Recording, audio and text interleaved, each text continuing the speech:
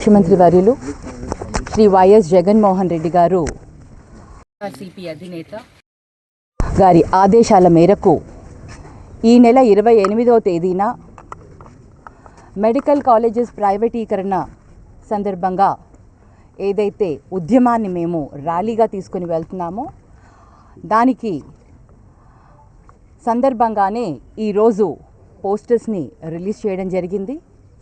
అలాగే 28వ తేదీన మొత్తం రాష్ట్ర వ్యాప్తంగా ప్రతి నియోజకవర్గంలో ప్రజలని చైతన్యవంతం చేస్తూ ప్రతి నియోజకవర్గంలో అందరం కూడా ఎంతోమందిని ఇంకా మిగతా పార్టీ వాళ్ళని కూడా కలుపుకొని అలాగే విద్యార్థి సంఘాలను కూడా కలుపుకొని అందరినీ కలుపుకొని ఈ ఉద్యమాన్ని చేపడుతున్నాము. ఏదైతే ప్రజల కోసం కట్టించిన ప్రభుత్వ హాస్పిటల్స్ అది ప్రజల హక్కు అనే ఒక నినాదంతో కూడా మేము ముందుకు వెళ్తున్నాం. ప్రజల ఆస్తులని ప్రైవేటీకరణ చేస్తూ మరి ప్రభుత్వంలో ఏ మీ ఆస్తుల్ని ఉంచుతారు, ఇది విధంగా ప్రతిదీ ప్రైవేటీకరణ చేస్తే రేపొద్దున ప్రభుత్వం అంటే రన్ చేయడం కూడా ప్రైవేటీకరణ చేసేసి ప్రభుత్వాలను కూడా రన్ చేస్తారా ఏంటో తెలీదు. ప్రతి ఒక్కటి ప్రైవేటైజేషన్ చేస్తే పేద ప్రజలు ఎక్కడికి పోవాలి?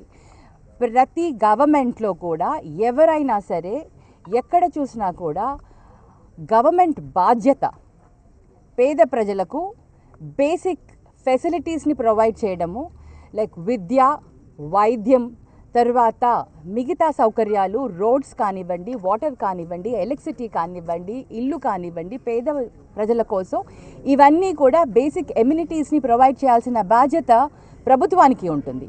అటువంటిది ఈరోజు కూటమి ప్రభుత్వం పరిపాలన చేతకాకనో మరి వారికి ఏ విధంగా ముందుకు పోవాలని అర్థం కాకనో తెలియట్లేదు. కానీ ఈరోజు ప్రతి ఒక్కటి కూడా ప్రైవేటైజేషన్ చేస్తామండం, ఇంక్లూడింగ్ మహిళలకు ఏదైతే ఎలక్షన్స్కి ముందర ప్రామిస్ చేశారో ఆడబిడ్డ నిధి అని ప్రతి ఒక్కరికి కూడా మహిళలకి, అది కూడా పీపీపీ మోడల్ అని, P4 మోడల్ అని, అంటే వాళ్ళు ప్రతిదీని కూడా ప్రైవేటైజేషన్ చేయడంలో అర్థం ఏంటో ఎవరికి కూడా తెలియట్లేదు. ఈ ఉద్యమాన్ని చాలా సీరియస్గా మేము ముందుకు తీసుకొని వెళ్తాం. ప్రతి దగ్గర కూడా ఈ కోటి సంతకాల సేకరణ కూడా ఏదైతే జరుగుతుందో అది ఒక నేషనల్ వైడ్లో కూడా న్యూస్ ఇది వెళ్తుంది. ప్రతి ఒక్కరు కూడా ఆలోచిస్తారు. గవర్నమెంట్ ప్రాపర్టీస్ని ప్రైవేటైజేషన్ చేయకూడదు అనే దాని గురించి ఒకసారి ఆలోచించి కనీసం వాళ్ళ నిర్ణయాలను వెనక్కి తీసుకుంటారనే ఒక ఉద్దేశంతో ఈ ఉద్యమాన్ని మేము ముందుకు తీసుకొని వెళ్తున్నాం. ప్రజలందరూ కూడా సహకరించాలని కోరుకుంటున్నాం. కార్యకర్తలందరికీ కూడా పిలుపునిస్తున్నాం. ఇది మన హక్కు. ఈ హక్కుని మనం సాధించుకునే దానికి మనం పోరాటం చెయ్యాలి. పోరాటం చేస్తేనే ఏదైనా సాధించుకోగలుగుతామని మన మొదటి నుంచి కూడా మన నాయకులు కూడా నేర్పించారు.